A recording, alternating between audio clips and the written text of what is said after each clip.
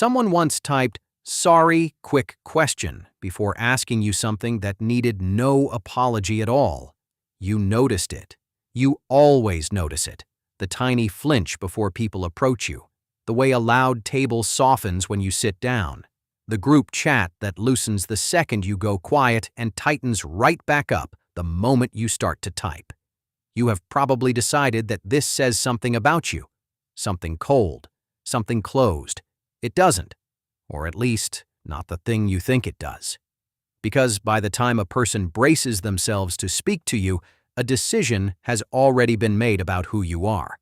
And it was made in roughly 4 seconds, by a part of their brain far older than either of you, running on almost no information and a surprising amount of fear. The real reason people find you intimidating is stranger than any trait you could name.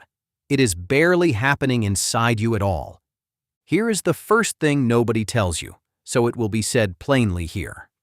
Being intimidating and being cold are not the same thing wearing 2 different coats. Most people who unsettle a room without trying are the very last ones to notice it is happening, because from the inside, none of it feels like power. It feels like waiting. It feels like standing slightly to the side, letting other people go first, over and over, until one day you start to wonder if you are the one being left out, when in truth you were often the reason the invitation felt too risky to send. You have been managing a reputation you never wrote, and to understand how that reputation gets written, you have to stop looking at yourself and start looking at the machinery inside the stranger who is looking at you. Think about what a first impression actually is. Not the polished story you tell later, but the raw thing, the instant one.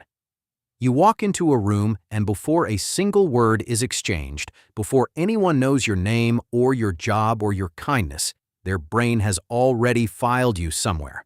A psychologist named Alexander Todorov, working at Princeton with his colleague Janine Willis, put a number on how fast this filing happens.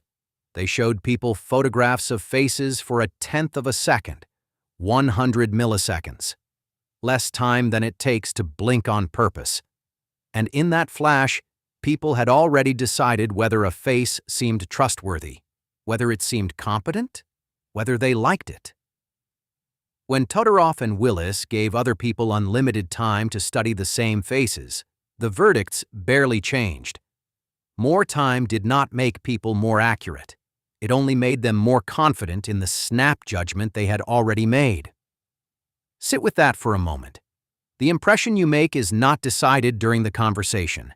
It is decided before it, and the conversation is mostly spent defending a verdict nobody told you was being cast. So where does that verdict come from? Why would a brain gamble everything on 1/10 of a second and a stranger's resting face?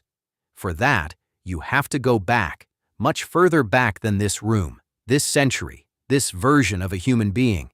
You have to go back to a world where the wrong 4 seconds could kill you. For almost all of human history, a stranger walking toward you was one of the most dangerous things you could encounter. Not a coworker, a possible predator, a possible rival, a possible end. The ancestors who survived long enough to become your ancestors were the ones who could sort friend from threat instantly, on a hair trigger, with terrible information and no time to think it through. Hesitation was expensive. A brain that waited for all the facts was a brain that waited too long. So evolution did something clever and merciless. It built a shortcut. The neuroscientist Joseph Ledoux spent his career mapping that shortcut, and the picture he drew is worth holding in your mind. Deep in the brain sits a small almond-shaped structure called the amygdala, and its job, among other things, is to sound the alarm. What Ledoux showed is that fear does not politely wait for the thinking part of your brain to weigh in. Incoming information can take a fast, low road straight to the amygdala, firing off a threat response before the slow, reasoning cortex has even finished figuring out what it is looking at. Your body flinches before you know why. The alarm rings before the thought arrives. This is not a flaw. It is the reason your line survived. But it means that when a nervous stranger looks at you, the first thing that reads you is not their judgment or their curiosity or their manners. It is an ancient alarm system, scanning for danger, built for a world of predators, now pointed at a person in a sweater holding a coffee. And this system does not judge you the way you would hope to be judged. It does not lead with, how competent is this person? How impressive? How smart? Those questions come second, if they come at all. It leads with one question above all others. Is this person safe? Are they warm toward me or against me? Two researchers, Susan Fiske and Amy Cuddy, along with Peter Glick, spent years mapping exactly how strangers sort one another, and they found that human beings judge each other along two great dimensions almost instantly: warmth and competence. But those two are not equal partners. Warmth is judged first, and warmth is weighted more heavily because for a threat detection system, intent matters more than ability. It is more urgent to know whether the stranger means you harm than to know whether they are good at their job. A warm fool is safer than a brilliant enemy.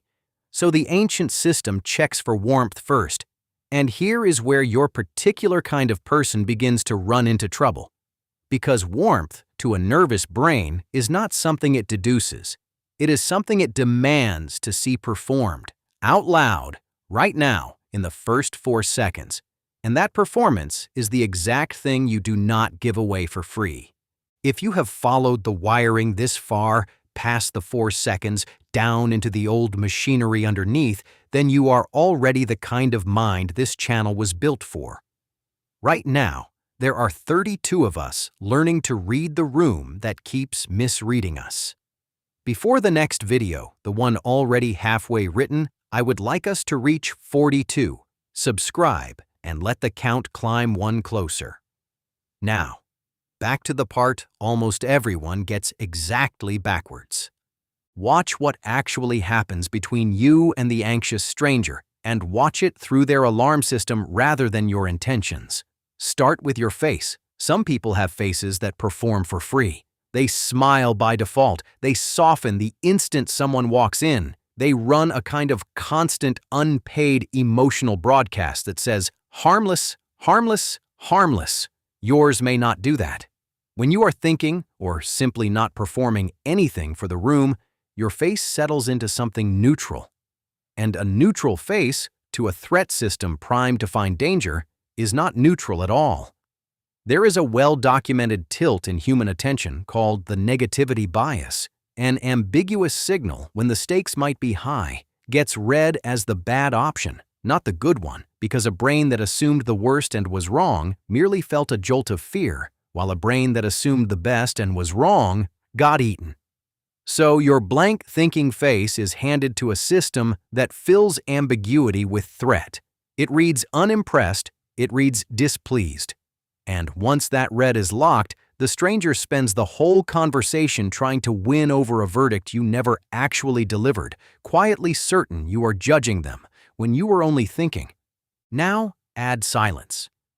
There is a particular kind of person who can sit inside a pause without rushing to patch it, and it makes almost everyone around them faintly uneasy in a way they can never quite name. Most people fill dead air out of nerves. The chatter is not connection, it is management, a way of soothing their own discomfort out loud. You may not need to do that. So you don't.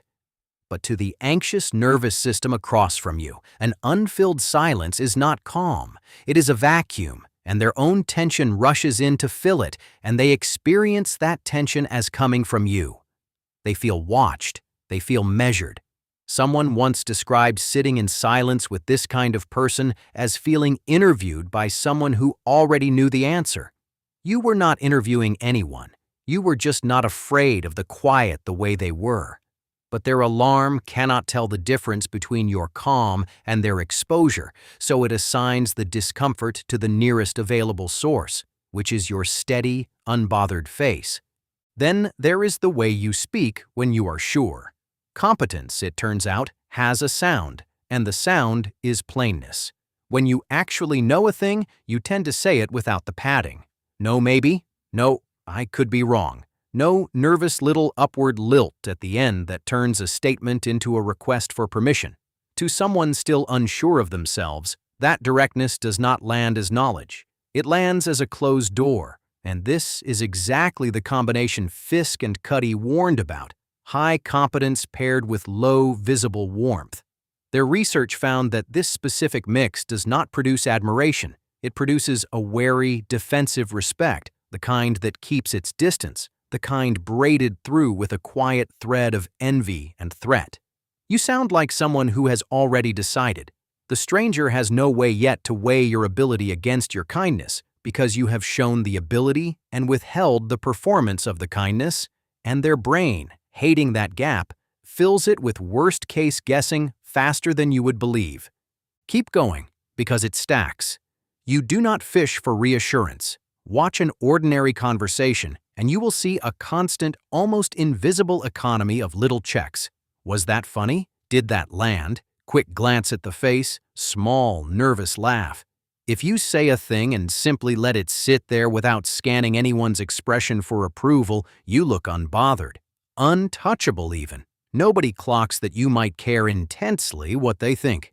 They only clock that you are not asking. And they mistake self-containment for indifference, which is a strange injustice, because the loudest form of insecurity in the world is probably the need for constant reassurance. And yet somehow it is the person who does not beg for it who ends up wearing the mask of the threat.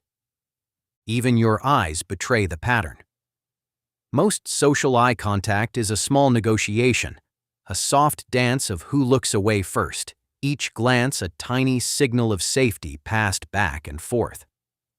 If you naturally hold a gaze a beat longer than expected, not hard, not aggressive, just steady, something ancient in the other person stirs. A direct, sustained stare is one of the oldest signals in the animal kingdom, and it does not read as attention. It reads as challenge. Their nervous system registers it as a contest before their conscious mind has any idea what happened. They feel suddenly exposed and cannot say why, and later, on the drive home, they will replay it and quietly decide you were intense, when from your side of it, you were only trying to focus on their face. And then, the cruelest turn of all, the one almost nobody guesses from the outside. Watch what you do when you are actually nervous. Some people get louder when they are anxious, words tumbling out to cover the gap. You may do the reverse. Fewer words, flatter tone, a stillness that settles over you at the precise moment you are the most unsettled underneath. To the person watching, that stillness looks like dismissal, like you have checked out, like they bored you or lost you or annoyed you. Meanwhile, you are simply holding yourself together without making a scene of it. So your fear wears the costume of your dominance. You are at your most fragile, and it is read as your most fearsome. There may be no lonelier gap between the inside and the outside of a human being than that one. Now step back and look at the whole pattern at once, because here is the twist that changes everything. Line up the signals, the alarm flags as danger, the still face, the comfort with silence, the plain speech, the lack of reassurance seeking, the steady eyes, the quiet that arrives under pressure. Ask yourself honestly what those things actually are. They are not the traits of a threat. They are the traits of a regulated nervous system. They are what calm looks like from the outside. A person who does not flood the room with nervous performance is not cold, they are settled. A person who can sit in silence is not judging, they are simply not afraid. The ancient alarm has it exactly backwards. It was built to flag danger, and instead it keeps flagging the single hardest thing for an anxious brain to interpret, which is another person's peace. Intimidation, most of the time, is not menace being detected. It is calm being misread as dominance, and it goes one layer deeper still. When a stranger feels intimidated by you, a great deal of what they are actually reacting to is not you at all. It is their own unregulated state, bouncing off your neutral face and coming back to them looking like a verdict. They are meeting their own nervous system in the mirror you accidentally became. The judgment they feel from you is, more often than not, the sound of their own alarm, which they have mistaken for your voice. So what does any of this mean tomorrow when you walk into a room and feel it go a half-degree quiet? It means the quiet was probably never about your character. It was 4 seconds of an old system doing its ancient, clumsy job, and the whole of the work in front of you is not to become a different person. It is to give that system one extra beat of data before it locks the verdict. This is not a demand that you perform a warmth you do not feel. You do not owe anyone a costume of approachability. It is smaller and kinder than that. It is a smile that arrives half a second later than expected, but arrives. It is one unprompted soft line dropped into an otherwise direct sentence. It is holding a stranger's gaze and then deliberately, gently, letting it go first, once, as a gift. Tiny signals, offered on purpose, that reach the alarm before it finishes its guess and whisper, "Safe, safe, this one is safe." The connection you want was almost always there underneath. It just needed a slightly longer runway than the loud, easy, performative people ever have to build. And the people worth keeping, the ones who wait out the 4 seconds to find the soft, tired, ordinary person underneath the still face, are very often the only ones who were ever worth the wait to begin with. Because none of this, not one signal on that list, makes you hard to love. It makes you legible to the wrong instruments. You have been read, your whole life, by nervous systems built for a louder, simpler kind of person, calibrated for a warmth performed at full volume in the opening seconds, and you were simply never built to run at that setting. That is not a defect. That is a different, quieter frequency, and the ones tuned to hear it always eventually do. So the next time someone types, "Sorry, quick question," before they ask you something small, or a room dips into quiet as you cross the threshold, you will finally know what you are watching. Not a jury, not a verdict on who you are, just 4 seconds of a 40,000-year-old alarm, resetting itself, catching up, one beat behind, to the person you have been the whole time. That is the entire mystery. It was never your character on trial. It was only ever the 4 seconds it takes for a stranger's oldest instinct to finish becoming wrong about you. If this stayed with you, leave a like and subscribe, so the next 4 seconds find us again, and we don't lose each other in the quiet.